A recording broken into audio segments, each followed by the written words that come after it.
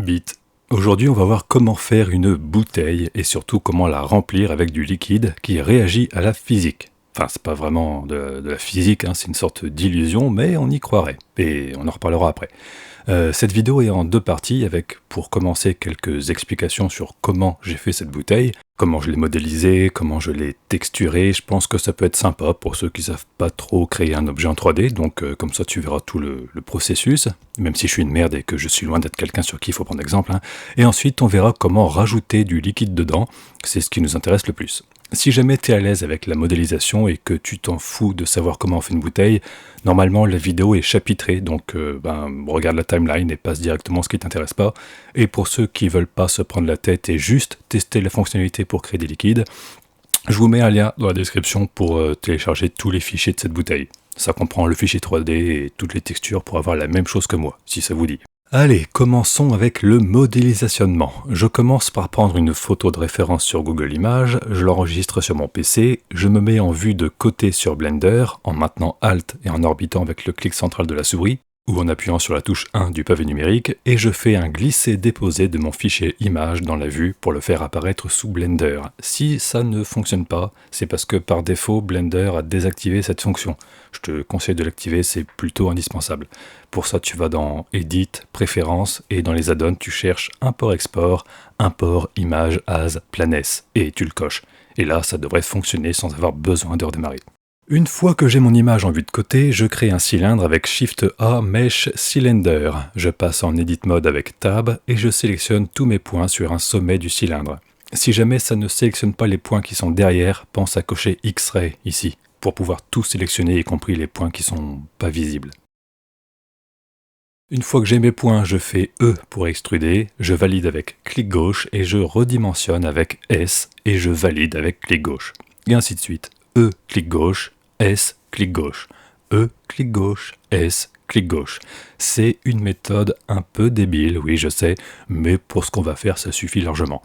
Une fois que c'est fini, je n'oublie pas le petit clic droit et Shade Smooth pour rendre tout ça plus lisse et on est bon. Là tu vois j'ai un cylindre qui a vaguement la forme d'une bouteille, j'ai fait ça assez grossièrement, encore une fois on est sur un jeu vidéo, hein. On fait pas un modèle 3D pour le futur Pixar donc faut pas un truc trop complexe, j'aurais même dû faire un peu plus simple mais bon c'est pas grave. Maintenant il faut texturer cette sublime bouteille et pour ça on va dans UV Editing, comme la dernière fois pour notre stylo il n'y a rien qui change.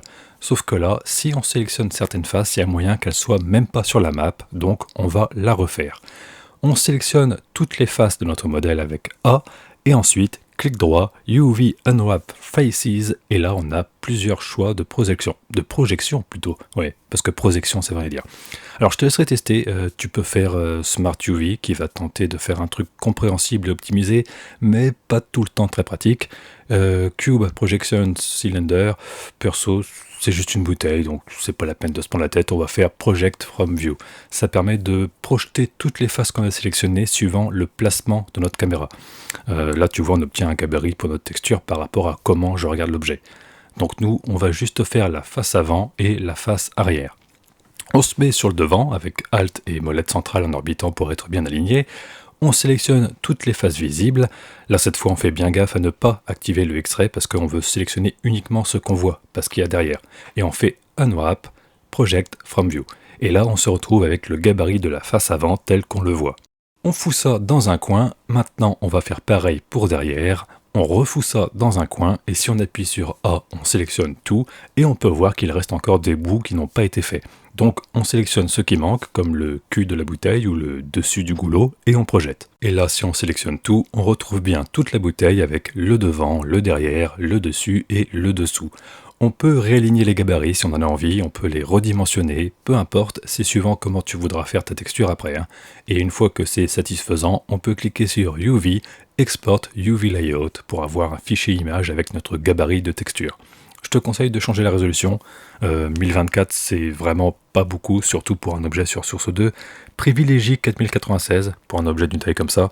Pour tout ce qui est bouteille, casse en bois, carton, c'est parfait, 4096. Pour les objets plus petits comme un paquet de clopes, tu peux mettre 2048, ce sera suffisant.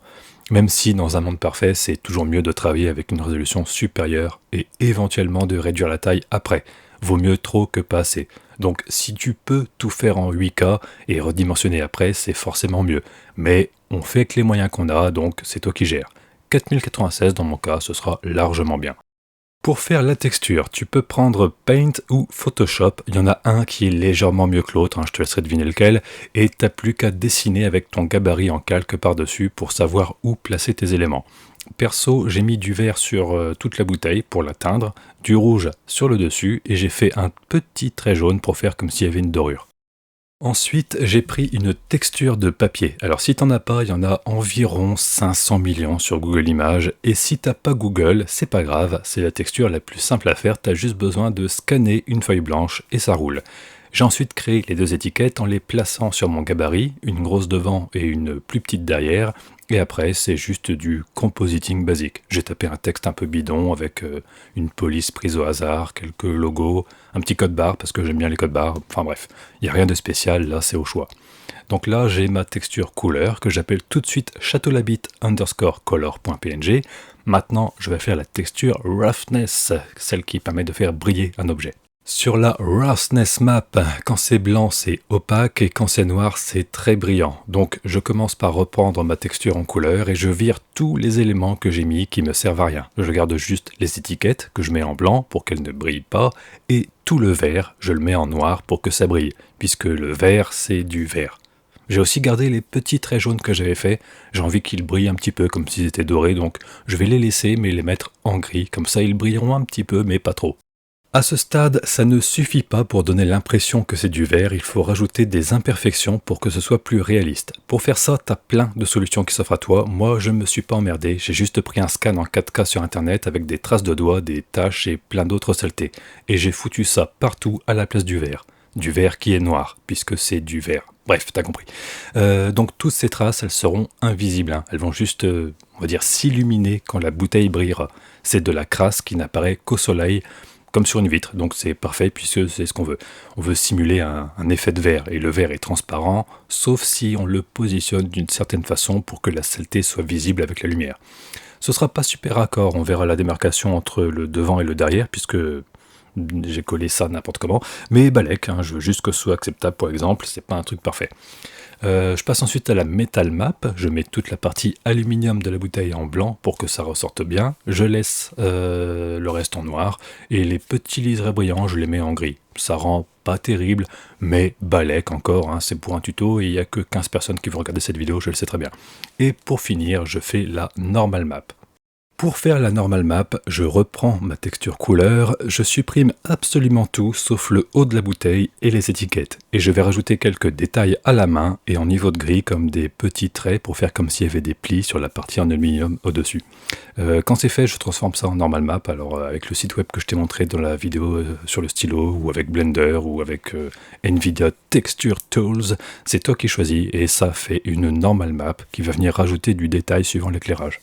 J'insiste là-dessus, la Normal Map c'est un des trucs les plus importants pour faire un modèle 3D qui a pas l'air d'un truc dégueulasse, donc fais-la tout le temps. Et pour les étiquettes, j'ai bien gardé la texture de papier, c'est pas des carrés blancs. J'ai fait exprès de laisser la texture de papier pour que, justement, la Normal Map puisse garder toutes les petites aspérités du papier, ce sera plus joli. Ça se verra quasiment pas parce que j'ai pas beaucoup accentué, donc éventuellement toi tu peux pousser un peu les curseurs pour avoir plus de papier, on va dire granuleux, mais dans tous les cas, ça rendra bien mieux que s'il n'y avait eu aucune surface.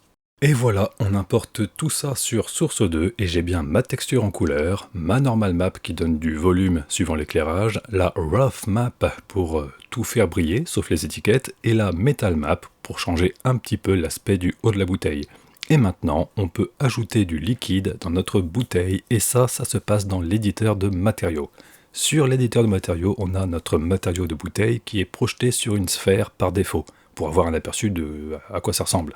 Tu peux le projeter sur un cube aussi, ou le voir en 2D, mais là, je te conseille de le projeter sur le modèle de la bouteille, comme ça on pourra voir ce que ça donne en direct quand on fera des changements. Donc tu cliques sur le petit bonhomme pour dire je veux un aperçu de mon matériau sur un modèle, et avec la petite loupe, tu vas venir chercher le modèle de ta bouteille. Tu peux aussi le projeter sur un crab si tu as envie, mais ce sera moins parlant. Si tu regardes en haut à gauche, par défaut, ce sera écrit VR Simple, c'est le type de matériau de base, mais tu peux en changer en cliquant sur Shaders. Un shader pour dire ça de manière vraiment grossière, c'est quelques lignes de code qui vont changer la forme de ton image ou la couleur de ton image. On va dire que c'est comme un filtre Instagram. Ça peut teindre une image, rajouter du flou, la déformer, et ça peut faire ce genre de choses de manière dynamique, comme si c'était animé. C'est vraiment une explication grossière, oui, je sais. Nous on va sélectionner le shader VR Simple Liquid, et là je sais pas trop, parfois il remet tout à zéro, donc tu te retrouves avec un matériau blanc, ou parfois il garde ce que tu avais fait avant, donc tu verras bien. Si jamais ta bouteille redevient grise, il faudra que tu sélectionnes tes textures. On a maintenant... Ah, désolé, j'ai la crève et j'arrête pas de renifler, c'est dégueulasse. Donc on a maintenant le matériau de texture de bouteille, comme avant, mais maintenant, on peut y ajouter du liquide, puisque notre texture utilise un shader qui sert à faire ça. Et le liquide fonctionne avec un masque en niveau de gris, comme la Roughness Map. Blanc, il n'y a pas de liquide, et noir, il y a du liquide. Si tu as téléchargé mes textures, normalement tu verras, il y a déjà le masque qui est prêt à l'emploi, tu as juste à l'importer. Sinon, tu fais le tien, et partout où tu auras mis du noir, tu auras du liquide. Par défaut, le niveau est à 0, donc la bouteille aura l'air vide. Pour la remplir, tu auras juste à déplacer le curseur de hauteur de niveau et tu verras ta bouteille se remplir. Youhou! Ce shader a plein d'options, tu peux changer la couleur du liquide, je te conseille de le faire puisque même si ça se voit pas forcément, suivant comment tu regardes tes bouteilles, tu pourras voir la couleur à l'intérieur. Si tu la fous en plein soleil par exemple, ça se voit. Mais ce sera toujours un mélange de la couleur du contenant et de la couleur de ton liquide. Si tu mets ton liquide couleur bordeaux, même avec un spot de 100 000 watts, tu verras jamais la couleur bordeaux, parce qu'elle sera mélangée à la couleur verte de la bouteille. C'est plutôt bien foutu. Par contre, si tu fais une bouteille transparente, là oui, on verra très bien la couleur de ton liquide. Donc même si tu sais que à cause d'une bouteille teintée, on ne pourra pas voir la couleur de ce qu'il y a à l'intérieur, prends quand même le soin de mettre la vraie couleur du liquide, parce qu'elle va, on va dire en quelque sorte, teinter ta bouteille. Là tu vois, j'ai une bouteille verte, du liquide bordeaux, et ça me donne cette couleur assez foncée, comme sur une vraie bouteille de vinasse. Alors que si j'avais mis une autre couleur, ça aurait pas rendu aussi bien. Pour les autres options, je te laisserai le soin de tester par toi-même. Je vais juste te montrer les principales, celles qui sont vraiment utiles quand on va faire un truc simple. Comme ça, tu sauras quoi modifier si tu veux remplir un bocal avec de la pisse, par exemple. Déjà, le plus important, c'est ces trois trucs-là. Ça définit où placer le niveau de ton liquide suivant l'orientation de ta bouteille. Par défaut, tu verras c'est 0 ou moins 20. Ça, ce sont des valeurs qui fonctionnent très bien. Mais tu remarqueras que là, ma bouteille, si je l'incline, ça marche. Mais si je la retourne, ça ne marche plus. On ne voit plus le niveau. En fait, mon niveau, il sort de ma bouteille. Pour arranger ça, il faut spécifier le niveau minimum à faire apparaître quand la bouteille est sur le côté et quand elle est à l'envers. Pour ne pas te prendre la tête, je te conseille de ne toucher qu'à ces deux valeurs et rien d'autre. Tu peux, mais ça va juste te compliquer la vie pour pas grand chose. Donc, faut que tu testes, tu modifies ça en plaçant ton modèle sur le côté, debout, à l'envers, et tu regardes. Normalement, tu auras juste à descendre ces deux valeurs. Ici, c'est pour définir le niveau minimum à faire apparaître sur le côté, et là, c'est le niveau minimum quand ton modèle est renversé. C'est pas de la vraie physique, c'est un trompe-l'œil, donc faut jouer un petit peu avec les chiffres. En fait, ça dépend de la forme de ta bouteille, tout simplement. En général, on va dire si ton niveau max est à 20, le niveau minimum tu vas le mettre à, disons, moins 15, quelque chose comme ça, pour prendre en compte que le goulot est plus petit que le cul de ta bouteille, et donc que, logiquement, le haut de ta bouteille ne peut pas contenir la même quantité que le bas de ta bouteille. Donc c'est une affaire de proportion, dit comme ça c'est pas très clair je sais, mais tu verras c'est tout con. Descends juste ces deux valeurs en prenant l'inverse de celle-ci, et tu mets un petit peu moins pour qu'on continue à avoir le liquide. Là, j'ai 20, j'ai mis moins 14 pour quand la bouteille est à l'envers, parce qu'il y a moins d'espace de haut en bas que de bas en haut, et j'ai mis moins 11 sur le côté, parce que la bouteille est moins large que haute. En tout cas, si tu testes avec le modèle que je t'ai préparé, ce sont des valeurs qui fonctionneront bien. Note aussi que c'est très sensible, passer de moins 11 à moins 12, ça fait une énorme différence, donc n'hésite pas à rajouter quelques chiffres derrière la virgule pour avoir le truc le plus précis possible et le meilleur rendu. Sinon, liquid back fade, ça c'est pour faire disparaître le liquide en arrière-plan. Donc c'est pratique si tu veux faire une bouteille qui est opaque. Liquid roughness, c'est pour faire briller ton liquide plus ou moins fort. Liquid specular strength, c'est pour augmenter la brillance de ton liquide. Et liquid liquid surface specular strength, c'est la même chose mais pour le dessus. Suivant ce que tu voudras faire, il faudra augmenter soit l'un soit l'autre en général. Ensuite on a water line strength, pour accentuer le niveau de ton liquide, ça c'est plutôt utile, tu verras. Et dans le même style, il y a Liquid Sharpness pour accentuer tout le reste, plutôt cool aussi, tu verras, si tu veux faire une bouteille très transparente. Et pour finir, on a les bubbles, pour faire des bubbles. Donc tu peux changer la couleur des bulles, la taille, la vélocité. Il n'y a rien de sorcier là-dedans. Tu verras, je te laisserai tester. Tu peux définir si les bulles sont visibles à partir du haut, à partir d'en bas, leur taille, l'espace entre chaque bulle, l'opacité. Et si tu veux pas du tout de bulles, tu mets maximum et minimum à 0. Et voilà, maintenant tu sais faire des bouteilles qui ont du liquide à l'intérieur. Youpi! Là on a fait une bouteille classique, mais tu peux faire des bouteilles en plastique, des seringues, un niveau à bulles. Tu peux même t'en servir pour remplir, si on peut dire ça comme ça, des trucs avec un liquide très visqueux qui ne bouge pas ou presque pas, et donner l'impression que ton modèle est creux et qu'il contient quelque chose alors que il n'est pas creux du tout et qu'il n'y a rien dedans. Tout ce que tu as à faire, c'est faire un masque en noir et blanc en mettant en noir les zones où tu veux faire apparaître du liquide. Et par la même occasion, maintenant, tu sais aussi utiliser les shaders, puisque comme je t'ai dit, ça, c'est pas du vrai liquide, hein. C'est pas une simulation, c'est juste du code qui permet de déformer ta texture pour lui donner un aspect de liquide. Ça marche de la même manière que les déformations qui font un effet de flotte dans les jeux vidéo, sauf que là, c'est une déformation qui fait que, suivant comment tu regardes ta texture, elle bouge et elle te donne l'impression d'avoir de la profondeur avec quelque chose dedans et un niveau qui change suivant son orientation. C'est quand même sacrément cool et ça bouffe rien en performance, donc ça rajoute plein de détails pour vraiment pas cher. Et maintenant, t'as plus qu'à tester tous les autres shaders, tu verras, t'as des trucs pour faire des parasites comme sur une télé, pour déformer une texture comme si c'était un tissu. Tout ce que t'as à faire, c'est de cliquer et d'expérimenter, et à part quelques curiosités, tu verras, tout le reste est assez facile d'accès. Voilà, c'est la fin de cette vidéo tuto sur comment faire des liquides sur Source 2 et comment ajouter un shader à un matériau. La prochaine fois, on apprendra j'en ai aucune foutue idée parce que je fais ces vidéos dans le désordre, donc je sais pas du tout quelle est la prochaine. Bisous.